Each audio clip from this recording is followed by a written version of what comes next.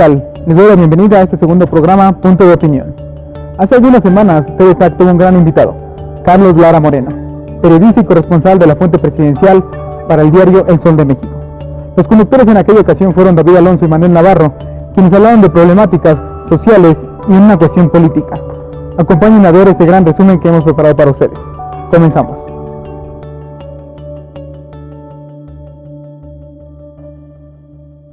Las dificultades exactamente y las líneas editoriales que se manejan, ¿tú crees que es mucho más amplia el poder de la opinión o la libertad de expresión del periodismo en una televisión o en un periódico de diferente categoría que sea la pública? No, porque no tenemos televisión pública en el país. ¿Quién dice que tenemos televisión pública? Canal 22, Canal 11, eso no es televisión pública, eso es un remedio de televisión privada que quieren imponernos. Una verdadera televisión pública es como la que se tiene en Londres, con la BBC. Ese es un verdadero modelo de televisión pública, no lo que tenemos de Canal 22 o de Canal 11, que es casi, usted le pone al 11 y está viendo series que pasan en el 5. Entonces, la diferencia entre la televisión pública y la privada no la encuentro en este momento. Solamente está en el papel, está en el anuncito que ponen en la televisión ahí que dicen Canal 22, la red pública, Conaculta, Canal 22, red pública, y que se le invierte en la cultura. El Canal 11 del Politécnico Nacional, pues yo lo veo más que nada como una parte que quiere asemejarse y competir con series que son como de Televisa. El problema de la televisión pública en el país es que se tiene que mostrar la cultura con contenido para que el televidente pueda ser captado, vea programas inteligentes que le van a dejar algo y realmente sea atractivo. En este país la cultura no vende y por lógica los canales culturales, pues ahí están, Canal 11, Canal 22, Radio Educación, el IMER, que tiene excelentísimos programas, el IMER, y es radio pública que nadie voltea a ver. Todo el mundo se queda en estaciones comerciales, en estaciones donde pues ahí hay más recursos, pero si hubiera un verdadero modelo desde el gobierno de lo que es la televisión pública en nuestro país sería una realidad. ¿Y tú crees que realmente se pueda llevar a cabo una nueva reforma, en este caso cultural o educativa? Porque hablamos de que, en términos gubernamentales, pues obviamente no le conviene que la gente piense. Entonces, ¿tú realmente crees que se pueda hacer este tipo de situaciones en México? Sí, cuando la gente realmente quiere y lo quiere hacer bien y lo logra, lo hace. El hecho es que aquí el punto que se tiene que pedir y de demandar es una televisión de contenido y de calidad. Ahora con la recién aprobada reforma a las telecomunicaciones, yo creo que ahí se va a manifestar el asunto de tener contenidos adecuados. No es justo que una familia mexicana vea en horario estelar un programa chafísimo, por decirlo así, la verdad. Porque es así, Telebasura, porque en mis tiempos de escuela se llamaba Telebasura. Un programa se llama Laura en América u otro, y tú contrastas en la televisión pública y no tienes nada que ver. Entonces yo creo que sí valdría ahora con la reforma a las telecomunicaciones que se van a hacer, reforma a los contenidos. Yo creo que sí, vamos a ver qué puede salir. El chiste es que la gente también se interese por tener programas de calidad que realmente demanden programas de calidad, pero pues déjame decirte que la gran realidad en este país es que si no interesa la cultura, porque la cultura no vende, porque el mexicano está preocupado qué llevar a la mesa. ¿Sí? Entonces, esa es la cuestión, pero si realmente el gobierno pusiera un poquito más de énfasis, tendríamos una televisión pública muy buena porque la infraestructura está. Y es precisamente la reforma que te comentaba. ¿Por qué? Porque si ponemos el caso de Brasil, por ejemplo, en Brasil estamos hablando de que alrededor de un 45% de la gente fue incorporada a la clase media, a diferencia de México que la cifra, en vez de ser incorporada a la clase media, será a la clase baja. Ahora, ¿tú crees que la situación también sea de cuestiones personales o la misma sociedad te lo impone y te lo dirige para no poder salir adelante? No, yo creo que el gobierno es aquí el que tiene que hacer bien las cosas. Aquí la pobreza creció, al último reporte del Coneval, la pobreza crece y la pobreza creo que se ubica ya más de la mitad de la población, porque aquí ya no hay clase media. Yo no sé en dónde han querido sacar que en México hay clase media. Aquí hay pobres y ricos, quien tiene acceso a y quien no lo tiene. Hay diferentes tipos de pobreza, la pobreza alimentaria, la pobreza patrimonial, ¿no? Yo creo que la mayoría estamos en un tipo de pobreza, más que de riqueza, porque la riqueza la concentran unos cuantos.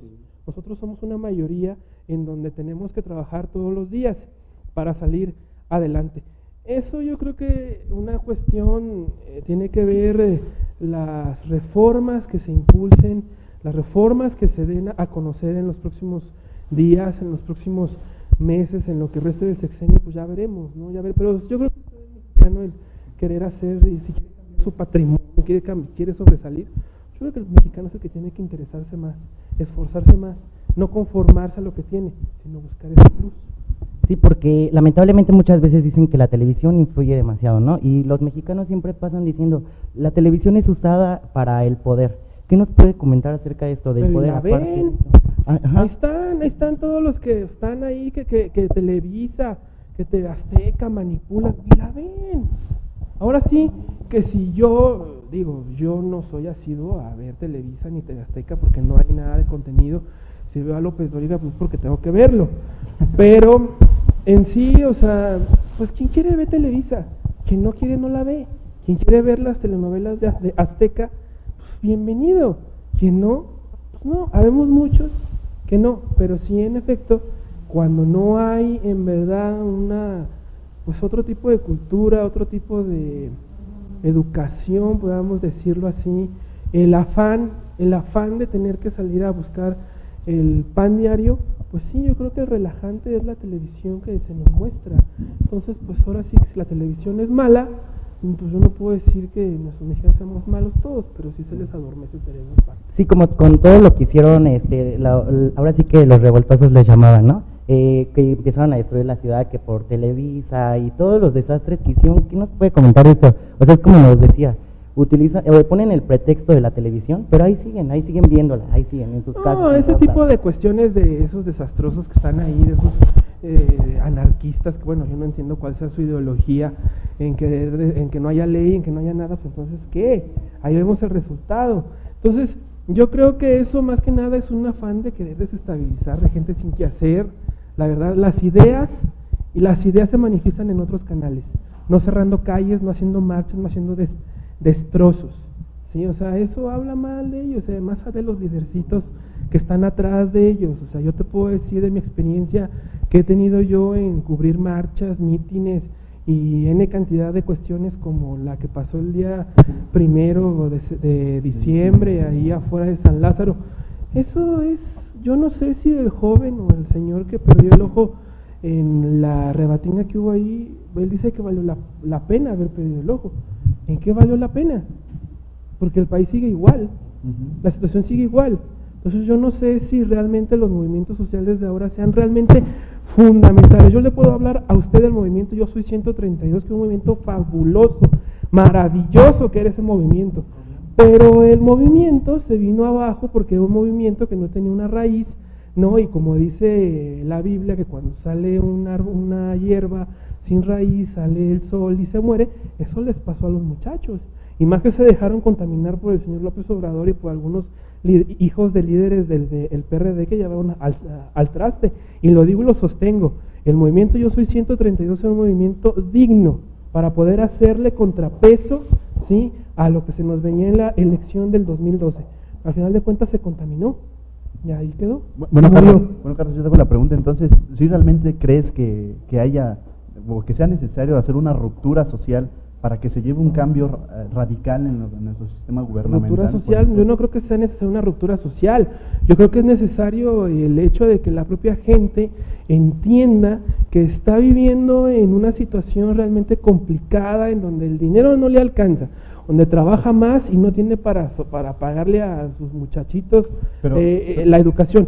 Voy a este punto.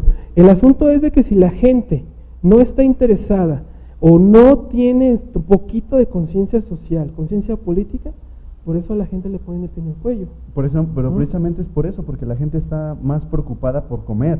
Es decir, no puede salir a las calles a manifestarse, es decir, no puede salir a la calle a exigir sus derechos. Sí lo hacen, sí lo hacen. Pero no de la manera adecuada, Nada ¿no más crees, Carlos? que el problema son los líderes. El problema son los líderes que lo transgiversan todo. Ha habido marchas importantísimas como la que se dio con la cuestión de la seguridad, marchas que yo cubrí, como la de Javier Sicilia, que era un movimiento también fantástico y sensacional, hasta que su servidor lo descubrió, ¿no? Y le echó abajo su movimiento. Sí, yo fui el causante, porque cómo era posible que en lo público él dijera que él no necesitaba de la seguridad de nadie y atrás traía 5 guaruras, 3 de la Procuraduría General de la República y 2 de la de Morelos. Entonces era una contradicción. Aquí el problema es que los movimientos que se han dado en el país no tienen raíz.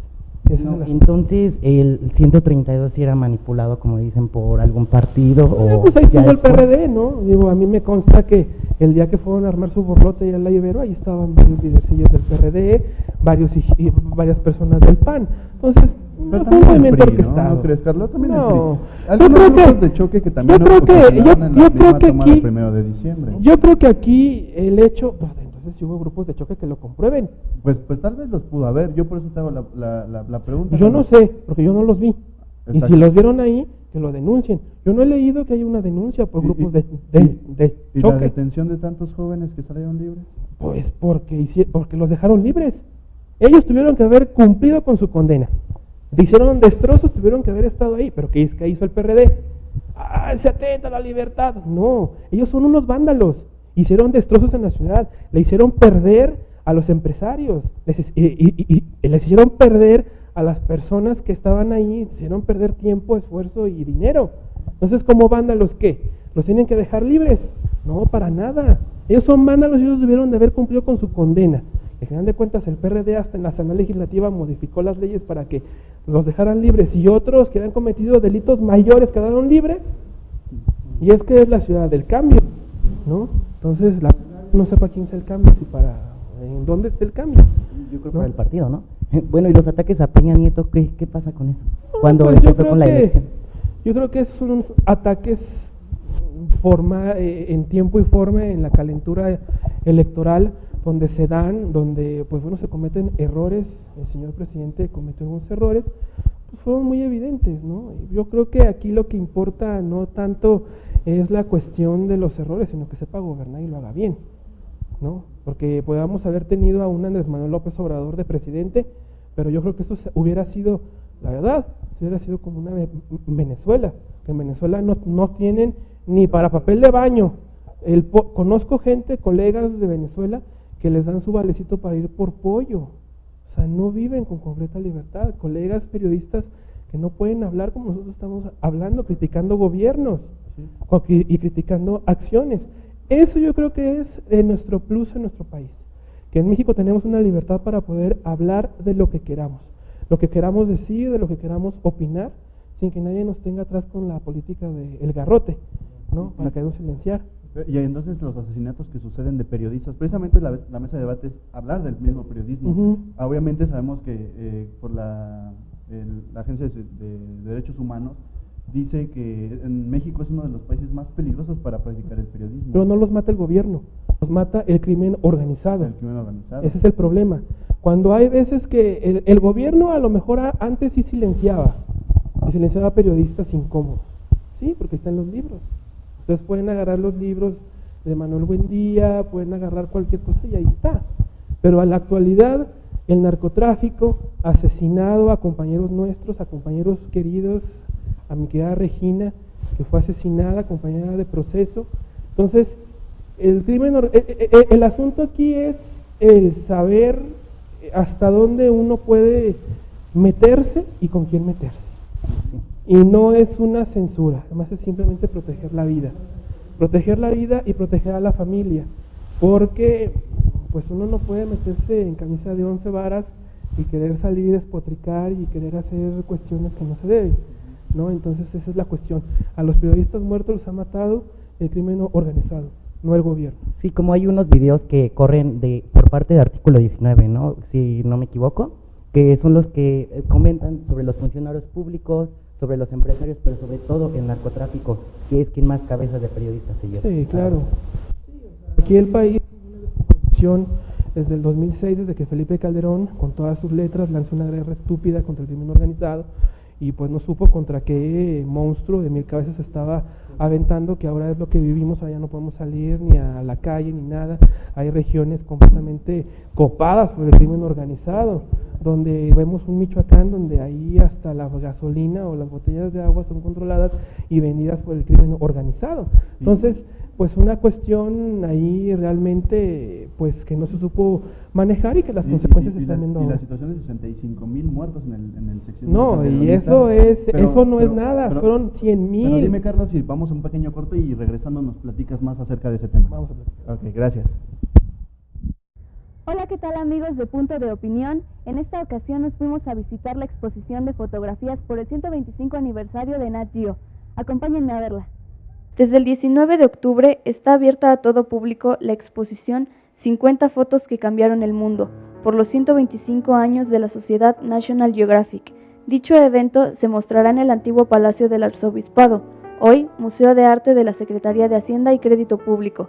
La muestra está integrada por 50 imágenes que hablan por sí mismas, aunque también los fotógrafos narran sus historias, que han traspasado fronteras hasta llegar a la civilización contemporánea, desde las mejores fotografías de Paul Nicklin o de Randy Olson, hasta las más extraordinarias de Thomas J. Abercrombie, entre otros. Son fotografías con una historia que contar, como en la que aparece un niño llorando, que momentos antes él acompañaba a su rebaño pastando y un vehículo que circulaba a exceso de velocidad impactó a la mayor parte de borregos provocando su muerte. Asimismo, en esta imagen en la que aparecen unos niños rusos, donde el fotógrafo desnuda a los pequeños para plasmar la igualdad entre todos los niños sin distinción alguna. O en esta fotografía tomada en el momento exacto en que la mirada intimidante del león que está asesinando a su presa se cruza con la del fotógrafo, logrando esta pieza única, hasta mostrar en esta fotografía donde se refleja la discriminación hacia la mujer en Medio Oriente a través de un comparativo de aves enjauladas con una mujer censurada. Sin duda, una oportunidad que no se debe dejar pasar.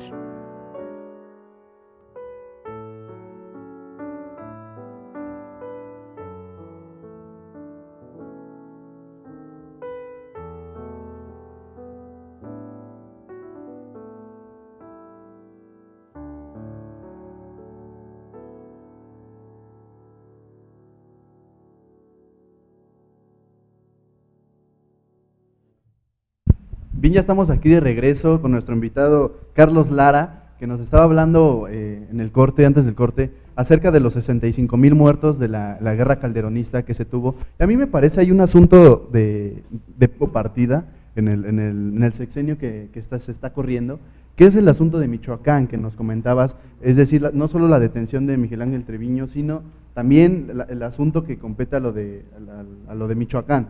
El asunto de Michoacán, de las personas que salen a manifestarse al exigir la expresión y la misma colusión que hay del gobierno con el mismo narcotráfico. Entonces, creo que es el punto de partida donde empiezan a haber demasiados muertos, porque sí, los muertos siempre han existido, como en la guerra calderonista.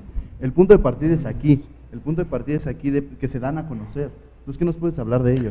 El asunto es, la guerra contra el crimen organizado que emprende el presidente Calderón en aquel entonces deja como saldo 100,000 personas muertas, un número equiparable de desaparecidos, igual.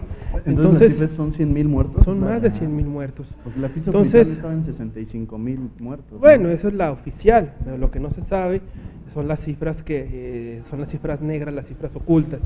Entonces podríamos decir, Michoacán, eso fue el saldo con Calderón, no de ahí que se hicieran movimientos por la paz, etcétera.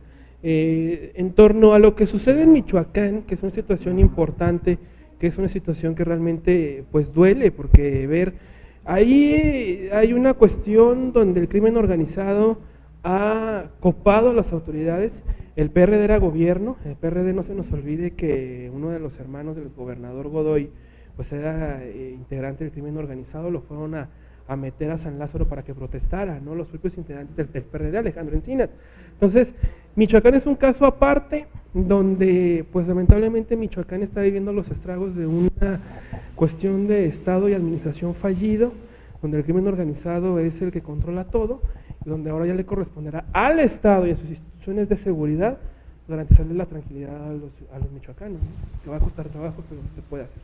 Y no solamente es en Michoacán, se está expandiendo a diferentes estados, por lo que ya se está haciendo, la policía comunitaria. O sea, ¿qué pasa con esto, con la policía comunitaria? ¿Por qué se genera? Por tanta inseguridad y el narcotráfico que está abarcando muchísimos estados, o sea, ya no nada más es Michoacán, ya va más allá. Yo creo que las policías comunitarias es más que nada un vacío del propio poder, que el Estado, los estados, los municipios, pues se han visto rebasados por el crimen organizado. Yo no puedo entender y comprender cómo un policía municipal puede repeler una agresión con una pistolita cuando el crimen organizado trae un R-15, hasta lanzagranadas. Entonces, es muy complicado, la cuestión de seguridad es muy complicada, la pobreza también que se ha generado en el país, orilla, hay que decirlo, orilla a ciertos sectores de la juventud pues hacerse parte de las filas. Decía el secretario de Gobernación unos días que pues revisando las cifras se dan cuenta de que los jóvenes entre los 16 y los 25 años son presa fácil para el crimen organizado. Entonces, ahora lo que se pretende hacer es que pues las políticas, las nuevas reformas, sea que pues se saque a la gente de la pobreza, los jóvenes tengan más oportunidades para poder estudiar y se alejen de las drogas, ¿no? O sea, de la cuestión con el crimen organizado, más que nada, esto es una cuestión de necesidad. Yo viajé una vez a Sinaloa, estuvimos en la sierra de Sinaloa, la gente no tiene para comer, el narcotráfico les ofrece la comida. De hecho, entonces, la cifra es de que en México es la tercera fuente de empleo, el narcotráfico, y precisamente esa es la raíz de la pobreza, la raíz porque no hay otra fuente de empleo en el país. Ese es el saldo negativo que nos dejaron los gobiernos del PAN, ¿no? Digo, yo no digo que sea un saldo que ahora con el gobierno del PRI se vaya o vaya a solucionarse la cosa, o que un gobierno de izquierda, que ojalá sería bueno que se le diera la oportunidad a un gobierno de izquierda para ver qué se pudiera hacer, ¿no? Entonces, la pobreza tiene que eliminarse, tiene que erradicarse por el bien de todos. La pobreza es una carne de cañón para los políticos, porque sin pobres no hay votos. Pero con los pobres tenemos esta situación que nos está generando, de verdad, nos está generando muchísimos problemas en el país. Entonces, el problema no solo radica, y todos lo sabemos en lo que va del sexenio, sino también en los sexenios foxistas, en el sexenio foxista, en el sexenio de Calderón, y mucho más allá del PRI, ¿no? O sea, mucho más viejo. Los errores de los 80, 70 años. Sí, el asunto ya es viejo, Ahora, pero tú en relación a la comparación que puedes hacer de los dos sexenios que hubo con el PAN, ahora una evaluación que haces con Enrique Peña Nieto. Enrique Peña Nieto lleva 9 meses de gobierno, yo no pudiera hablar de lo que ha hecho las cosas bien hasta el momento. El señor presidente ha establecido reformas y ha establecido el canal de diálogo ideal para poder establecer los cambios que realmente necesita el país. El Pacto por México es uno de ellos. El Pacto por México, todos los partidos políticos están en favor de que México avance. Entonces yo creo que el Pacto por México fue una cuestión atinada de lo que lleva hasta este momento el presidente Enrique Peña Nieto. De los otros 2 sexenios, el presidente Fox tuvo una grandísima oportunidad de transformar, sí, hubo una transformación muy importante en torno a esa cuestión de la información de los medios, ya no había mordazas, ya se podía opinar en realidad, hubo una apertura, ese fue su legado del presidente Fox. El presidente Calderón, pues el legado es un legado de sangre, es un legado de muerte, donde el país, pues bueno, ahí ve el resultado, ¿no? A pesar de cuentas, sí, algunos problemas económicos que hubo en el sexenio de Calderón y pudieron ser capoteados perfectamente, pero yo creo que el saldo más negativo es el saldo que tiene en cuestión de la violencia.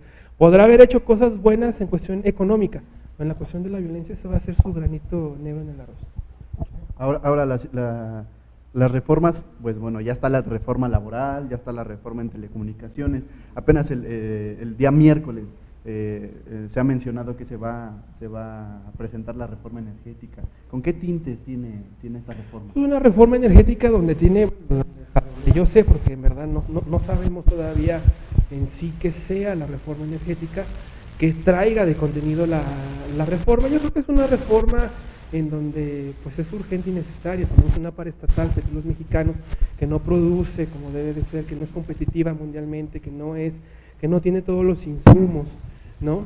Del hecho de que pues estamos exportando gasolina, estamos exportando gas, cuando nosotros pudiéramos generarlo. Entonces, ahí radica nuestro el principal problema y meollo del asunto. Una reforma energética tiene que ser necesaria, y es necesaria, si es que se quiere que el país avance. Yo no estoy a favor de una privatización, que quede claro. Hay veces el hecho de que uno diga estar abierto a la inversión privada no significa que yo esté de acuerdo o estemos de acuerdo con la privatización. Habrá gente como Andrés Manuel López Obrador que quiera manipular las conciencias de la gente, porque es lo que hace, manipular, y en la calle salga mucha gente diciendo que se va a privatizar. Yo quisiera preguntarles, a lo mejor ustedes están muy jóvenes, pero bueno, quienes a lo mejor lo saben, nosotros no hemos tenido, o sea, que Pemex llegue y nos diga, aquí está su chequecito porque hubo un accidente petrolero. Nunca. Entonces, es una reforma que tiene que hacerse, tiene que concretarse, porque no es posible que nosotros estemos pagando gasolinas de $1 o que la energía eléctrica nos esté llegando carísima cada bimestre. Entonces, es una reforma que necesita, que es urgente, ¿sí? Pero, que quede claro, yo no estoy a favor de la privatización y creo que por ahí no va. ¿Y en qué nos va a beneficiar? Pues en que usted va a tener costos de gasolina más barato, en donde va a tener gas más barato, donde vamos a tener una empresa paraestatal, una que de dinero, ¿no? Porque la mayoría de nuestro presupuesto se rige de lo que se vende del petróleo. Entonces necesitamos una empresa competitiva que pueda competir en el mercado y pueda hacer exploraciones en mantos profundos para que realmente nosotros podamos competir contra Venezuela, que tiene un nivel de producción fuerte, Estados Unidos y los países árabes. Nosotros, nuestra empresa, nuestra paraestatal, cuando inicia nuestra paraestatal era punta de lanza. Nosotros le dimos asesoría a los brasileños, ahora los brasileños tienen que venir a darnos asesoría. Es muy paradójico que un país que se hizo ser comunista como Cuba tenga una industria privada y la maneje, tenga una industria petrolera y la maneje la industria privada. O Corea del Norte, que son más cerrados y que tienen petróleo. Entonces, yo creo que es justo y necesario. Y México se está rezagando por ese fantasma de la privatización.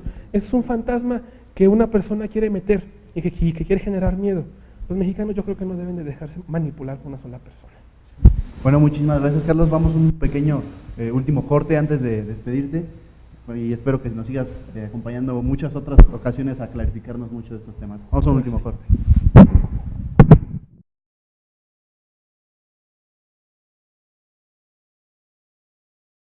Ya estamos aquí de regreso, ya estamos casi despidiéndonos, Manuel, Carlos.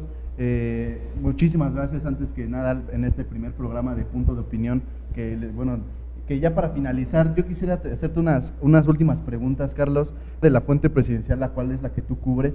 ¿Cuáles son las ventajas, las desventajas y algunas anécdotas que nos puedas contar de ella?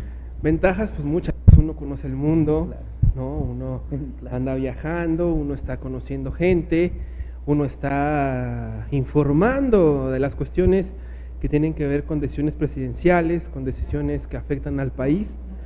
Anécdotas,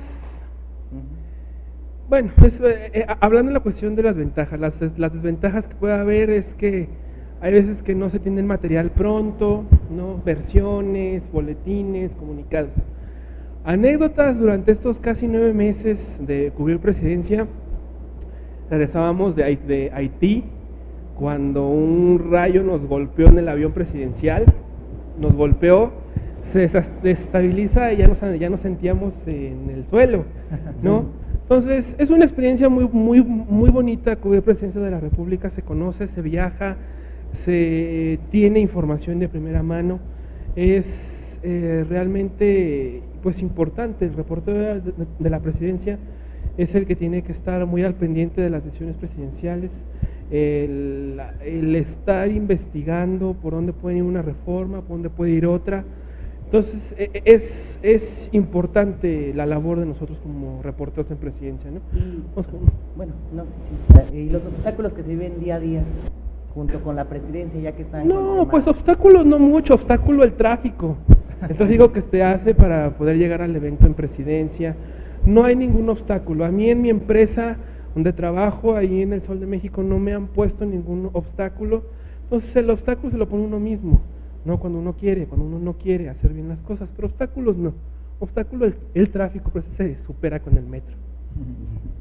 Bueno, oye, pues ya para finalizar, Manu, algunas que le quieras preguntar a nuestro invitado Carlos Lara antes de que se vaya. Sí, había algo que quería preguntarle, que comentaban que posiblemente estuviera dentro de la tía de docencia aquí en la Universidad de Tlaxcala. ¿Qué pasa? ¿Sería un No, gusto pues tenerlo aquí? eso Porque díganselo aprenderíamos a sus demasiado. coordinadores, a sus maestros, que si realmente quieren que yo dé clases, pues daré clases, pero si no, pues aunque se quiera, pero... Ojalá y sea. ¿Estarás Así es que- dispuesto a ello? Sí, claro, con ustedes, por supuesto, son unos muchachos entusiastas, muy comprometidos con lo que hacen, me sorprenden, yo me ponía nervioso cuando estaba frente a la camarita, pero ustedes tienen una buena soltura, Gracias. en verdad hacen mucho, y que este proyecto que ustedes están teniendo, con todos en cabina, producción, camarógrafos, todo, en verdad sea fructífero, y yo les deseo muchísimo éxito a todos, a ustedes, y en verdad que esto sea para más. ¿Qué esperas como docente, como última? ¿Qué Como esperas? docente. Si es que ya te llegas a incorporar a la plantilla docente, ¿qué esperas de ser docente y qué esperas de los alumnos? Pues que los alumnos realmente se comprometan con lo que quieren, con sus sueños, y pues el docente tiene que más o menos encaminarlos por dónde, ¿no? El darles un poquito de la base, de las herramientas necesarias que allá afuera les pueden dar, hablarles con la verdad, porque cuando uno está afuera, cuando uno está en los medios, uno se enfrenta a portazos, se enfrenta a decepciones, frustraciones, y eso es, yo creo que el plus cuando una universidad tiene a personal docente que trabaja en medios, les puede enseñar a los muchachos muy bien a qué se van a enfrentar, cuál es el ecosistema que se van a enfrentar afuera. Entonces, en verdad digo, o sea, yo creo que las universidades deberían de tener a profesionales dentro de sus filas, ¿no? Como nos comentaba en la conferencia, que el periodismo y la comunicación están allá afuera. Sí, es allá afuera nos hacemos, en las aulas no nos conformamos, en la calle es donde nosotros realmente nos hacemos como periodistas, como reporteros, porque es ahí donde realmente nos hacemos, nos forjamos y nos animamos todos para salir adelante. Sí, porque no es justo que nos la pasemos echándole la culpa siempre al maestro si uno carga la huevonada ahí. No, como se los decía yo a ustedes en la plática que tuvimos hace rato, hay veces que el alumno tiene que confrontar al maestro sí con base.